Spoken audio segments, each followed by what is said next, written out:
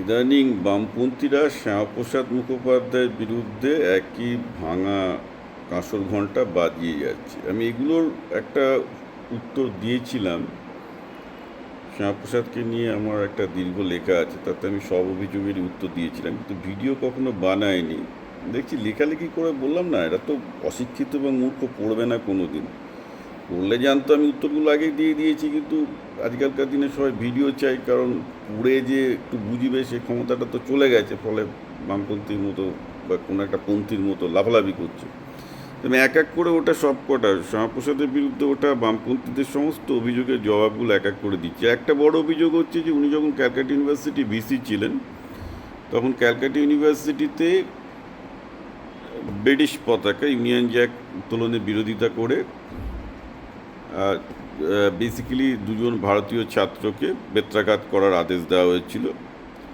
তো এইটা দেখে বলা হয় যে তিনি একজন ব্রিটিশ কোলাবরেটর ছিলেন, অর্থাৎ শ্যামাপ্রসাদ একজন ব্রিটিশ কোলাবরেটর ছিলেন। তিনি কংগ্রেসের মতো ন্যাশনালিস্ট ছিলেন না। অর্থাৎ ক্যালকাটা ইউনিভার্সিটিতে যারা ব্রিটিশ বিরোধী ন্যাশনালিস্ট কাজকর্ম করত, তাদেরকে তিনি আইদার রাস্টিকেট করেছেন বা তাদেরকে পানিশমেন্ট দিয়েছেন। ঘটনাটি 100% ট্রুথ, কিন্তু উল্টো দিকের সত্যিটাও আপনাদের জানা উচিত। যে ক্যালকাটা ইউনিভার্সিটি চলতো সরকারি বাজেট, একটা সরকারি বাজেট একটা বড় পার্ট ছিল, এবং সেখানে কোড অফ কন্ডাক্ট অবভিয়াসলি যেহেতু ব্রিটিশরা টাকা দিত, তাদের ব্রিটিশদের নিয়ন্ত্রণেই ছিল।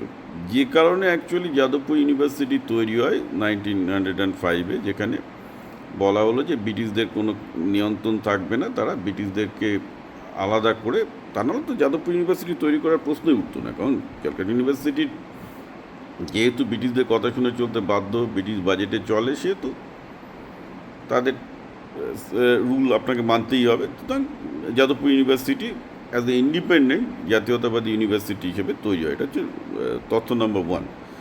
দেন প্রশ্ন উঠবে যে তাহলে তো সত্যিই তো শ্যামাপ্রসাদ তো ব্রিটিশ কোলাবরেটর ছিল। কিন্তু এইখানে দুটো জিনিস জানতে হবে। শ্যামাপ্রসাদের পিতা আশুতোষ মুখার্জি, আমি দুটো গল্প বলবো, এবং গল্পটা মেঘনাদ শাহকে কেন্দ্র করে। মেঘনাদ শাহ এমএসসি পাস করে বেকার, যখন তখন চাকরি নেই, যখন সবে অ্যাপ্লাইড ম্যাথসে এমএসসি পাস করেছেন, দুটো চারটে টিউশনি করছেন আর অনুশীলন সমিতিতে বিপ্লবীদের সাথে যোগ দিচ্ছেন। সেই খবরটা আশুতোষ মুখার্জির কানে গেল। আশুতোষ মুখার্জি মেঘনাদ শাহকে ডেকে আনলেন, ডেকে এনে বললেন যে তোমার কি মনে হয় যে এই একটা দুটো পিস্তল হাতে তুমি ব্রিটিশদের তাড়িয়ে দিতে পারবে? ওভাবে পারবে না। ব্রিটিশদের তাড়াতে গেলে আগে ব্রিটিশদের সমকক্ষ হতে হবে জ্ঞান বিজ্ঞানে, আগে ব্রিটিশদের সমান জ্ঞান অর্জন করতে হবে। তুমি ক্যালকাটা ইউনিভার্সিটিতে ফিরে এসো, আমি তোমার জন্য একটা লেকচারারের পদ ক্রিয়েট করছি। এবং তিনি করেছিলেন, যার জন্য মেঘনাদ শাহ এবং সত্যেন বোসকে লেকচারারের পোস্টে পজিশনটা দেওয়া হয়। দেখুন, ভারতের জাতীয় সংগ্রামের অনেকগুলো ধারা আছে। বিপ্লবী ধারা আছে, গান্ধীবাদী ধারা আছে, আর একটা ধারা ছিল যেটা আশুতোষ মুখার্জির তৈরি, মানে এসপিএমের শ্যামাপ্রসাদ বাবার তৈরি, যেটা শিক্ষার ধারা, যাদের বৃত্তি ছিল এই যে যদি শিক্ষা দীক্ষায় যদি বাঙালিরা, মানে শিক্ষা দীক্ষায় যদি ভারতীয়রা উন্নত না হয় ব্রিটিশদের সমান, তাহলে ওটা না করতে পারলে স্বাধীনতা নিয়ে তত্ত্ব করাটা ফালতু। কারণ ব্রিটিশদেরকে যদি আমাদেরকে সংগ্রাম করতে হয়, সেই সংগ্রামটা শুধু বন্দুক হাতে তো হবেই না। সংগ্রামটা আপনাকে বৌদ্ধিক লেভেলেও করতে হবে, ব্রিটিশদের সমান জ্ঞান অর্জন করতে হবে, ব্রিটিশদের সমান বিজ্ঞানে ভালো হতে হবে, যেটা কিন্তু শ্যামাপ্রসাদ মুখার্জির বাবা আশুতোষ মুখার্জি চিরকাল করে গেছে, এবং সেই ধারাটা তারা মেনটেন করেছেন। এবং সবচেয়ে বড় ব্যাপার হচ্ছে যে সেই ধারার সুফল তো বইছে। ধরুন আমার কথা, ধরুন আমি একজন ইলেকট্রনিক্স ইঞ্জিনিয়ার, ইলেকট্রনিক্সে পিএইচডি করা লোক, আইটি খড়গপুর থেকে। তখনকার আইটি খড়গপুর ইলেকট্রনিক্স ডিপার্টমেন্টে যে কটা প্রফেসর ছিল, মানে পুরনো প্রফেসর, সবই হচ্ছে কলকাতার এইসব ইউনিভার্সিটি রেডিও ফিজিক্সের প্রোডাক্ট। তারা আবার তাদের গুরুদের কাছ থেকে শিক্ষা পেয়েছেন, যার পুরো ধারাটা অ্যাকচুয়ালি ক্যালকাটা ইউনিভার্সিটির যে ফিজিক্সে বা সায়েন্সের যে এক্সিলেন্স, এই শিশু মৃত্যুর থেকে যে এক্সিলেন্সটা শুরু হয়েছিল তার থেকে, যার কিন্তু মূল ধারাটাই কিন্তু ওই আশুতোষ মুখার্জির থেকে শুরু হয়েছে। মানে যেটুকু বাঙালি করতে পেরেছে আগের দশকে, তার পেছনে ক্যালকাটা ইউনিভার্সিটির আশুতোষের এবং আমি বলবো শ্যামাপ্রসাদ মুখার্জির এই ভূমিকার একটা বড় ইয়ে আছে। ওনারা চেয়েছিলেন যে এইসব বিপ্লবী আন্দোলনের কাছ থেকে দূরে থাকুক ক্যালকাটা ইউনিভার্সিটি। মেঘনাদ শাহকে সরিয়ে এনেছিলেন, এবং তারা চেয়েছিলেন যে সেই সত্যেন বোস হোক বা মেঘনাদ শাহ হোক, তারা জ্ঞান বিজ্ঞানে ব্রিটিশদেরকে চ্যালেঞ্জ করুক, তারা প্রযুক্তি তৈরি করে, বিজ্ঞান তৈরি করে চালু করুক। তো ওটা অন্য ধরনের nationalism. They did not believe ওই বোমাগুলির ন্যাশনালিজম, কারণ তাদের মতো বোমাগুলি দু একটা মেরে ব্রিটিশকে তাড়ানো যেত না, which is fact, and I subscribe to the ideology. আমি প্রাউডলি সে, এটা আমি আগে 25 বছর ধরে লিখছি, নতুন করে কিছু বলছি না। I subscribe to the ideology যে বেসিক্যালি জ্ঞান বিজ্ঞানের সমকক্ষ না হলে কিছুই হবে না।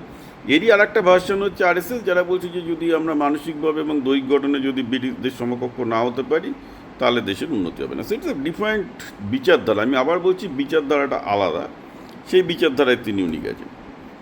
1942-তে শ্যামা হক মন্ত্রিসভা, অর্থাৎ ফজলুল হকের সাথে তার মন্ত্রিসভার এতে আপনি বলছেন, তো সেখানে কি তখন তো 42-তে অলরেডি আটলান্টিক চার্টার ঘোষণা হয়ে গেছে, অর্থাৎ ভারত স্বাধীনতা পাবেই। ব্রিটিশদের কাছে নাতখত লিখে দিয়েছে, সরি আমেরিকার কাছে নাকখত লিখে দিয়েছে ব্রিটেন, যে আমরা যুদ্ধের পরই ভারতের কেন আরও সমস্ত কলোনিগুলোকে স্বাধীন করে দিতে বাধ্য হবো, কারণ তা নাহলে আমেরিকা হিটলারের বিরুদ্ধে যুদ্ধে রসদ দিচ্ছে না।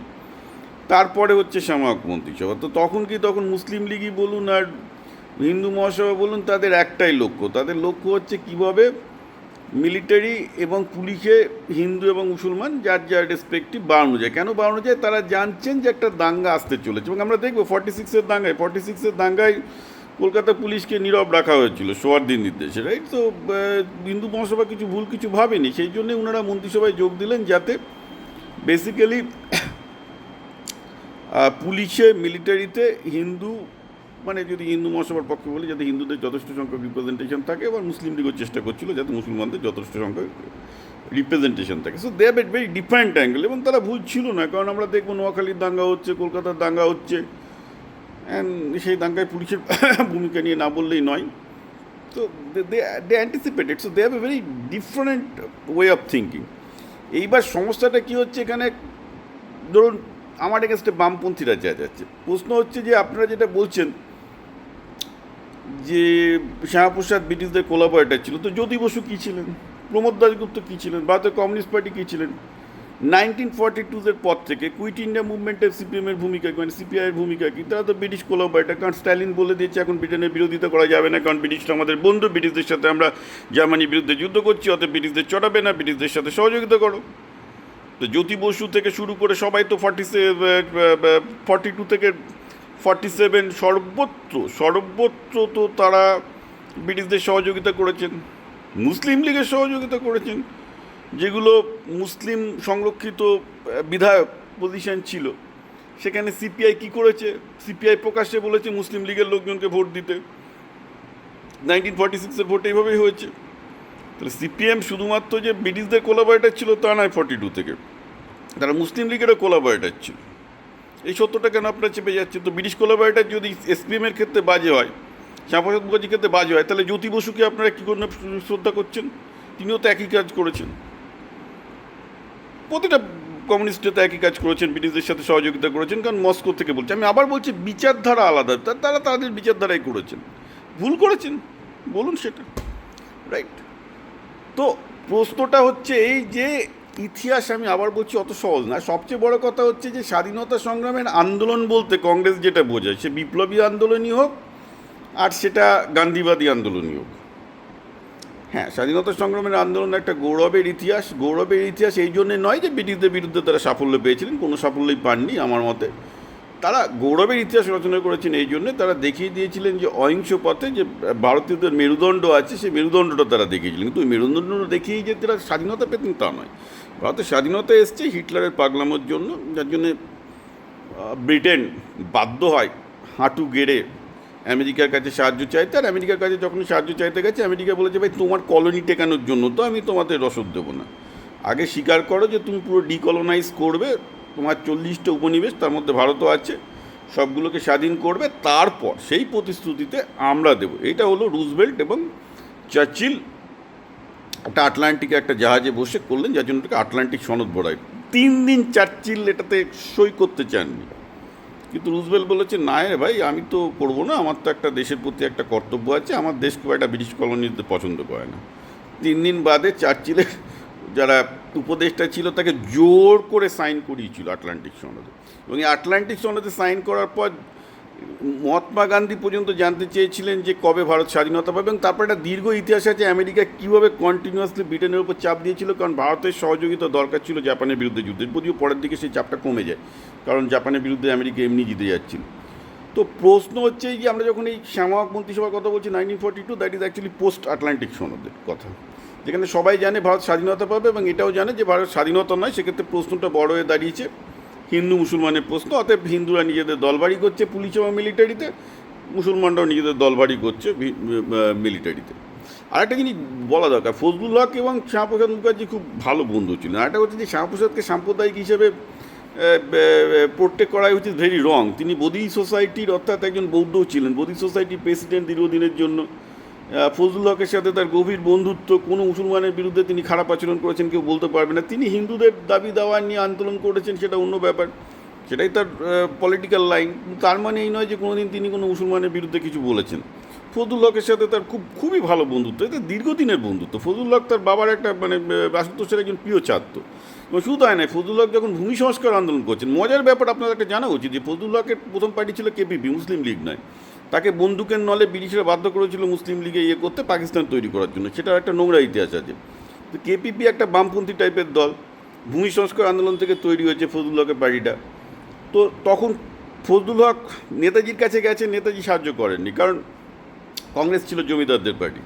আপনারা শুধু অবাক হয়ে যাবেন, ফজলুল হককে সাপোর্ট করেছিল তখন এই এসপিএম, শ্যামাপ্রসাদ মুখোপাধ্যায়। তিনি অ্যাকচুয়ালি ভূমি সংস্কারের পক্ষ ছিলেন। শুধু তাই নয়, ভারত যখন স্বাধীন হবে, তারপর যখন ভূমি সংস্কার অর্থাৎ জমিদারি আইন বিলোপ, সেই জমিদারি আইন বিলোপে শ্যামাপ্রসাদ মুখোপাধ্যায় জনসংঘ কংগ্রেসকে সাপোর্ট করেছিল। This is the historical fact. কারণ শ্যামাপ্রসাদ মুখোপাধ্যায় মনে করতেন যে ভূমি সংস্কার হওয়া দরকার।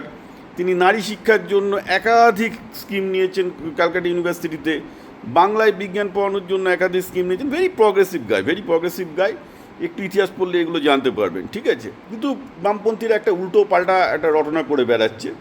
রটনার উল্টো দিকটাও ভাবা উচিত। যদি বলা হয় যে শ্যামাপ্রসাদ ব্রিটিশ কোলাবরেটর ছিল, আপনি প্রশ্ন করুন জ্যোতি বসু কী ছিল, প্রমোদ দাশগুপ্ত এরা কী ছিল। 42 থেকে শুরু করে পুরো স্বাধীনতার পর পর্যন্ত এরা তো মুসলিম লীগ আর ব্রিটিশের পুরো চামচাগিরি করেছে, তাও আবার মস্কোর নির্দেশে। এগুলো তো ইতিহাস, সেই ইতিহাসটা এরা বলে না কেন?